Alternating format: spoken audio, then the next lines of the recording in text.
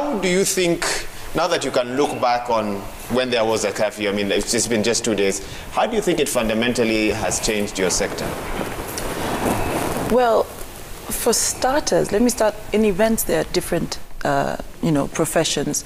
For example, event planners, quite a number of them who are purely planning where they don't have equipment or anything, have managed to pivot and do other things. So some people have gone into different spaces completely, talk about data science, talk about training, talk about marketing and all.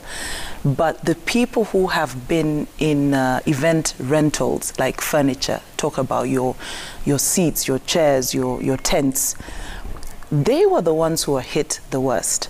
So what happens is people have become innovative. What we used to call small events, like birthdays and baby showers and bridal showers, have become prime. Okay, so now... Because they were the only ones you could do? Yes, because it's small numbers and all.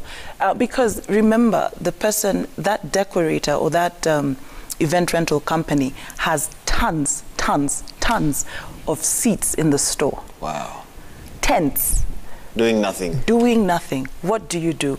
People who do sound, you have speakers, people invested for concerts and all that stuff. What are your speakers doing? So you get, thank God for live streaming, so you do, one mic, one speaker, two speakers, but what can that really do? So we found people going into the smaller events, appreciating them a little bit more. We found people in deco going into interior design. Wow. Yes, we have a lot of people who survived by going into farming, like totally different things. But I can say that right now things seem to be coming back because we have two main, shall I say, associations or WhatsApp groups. So there's the Events Organizers Association of Kenya, and then there's the Wedding Industry Network, of which I am both. For a period of 6-8 months, there was nothing. No one was asking for anything. Nothing in those groups? We were just crying. Oh, someone is contemplating suicide. Someone is being auctioned. No. Someone is doing this. There was nothing. We were all home. Right? So any small thing you could do, there was nothing like, what are you interested in? No. Like, what do you need to do now to put food on the table?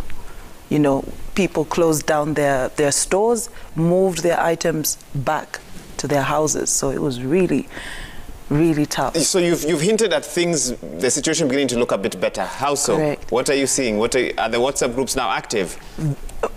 Compared to the last 18 months, absolutely. I mean, it's actually exciting to see the groups very active, where people are saying who has this kind of tent, who has this kind of chair, who has this, who has that, and there's a lot of communication happening.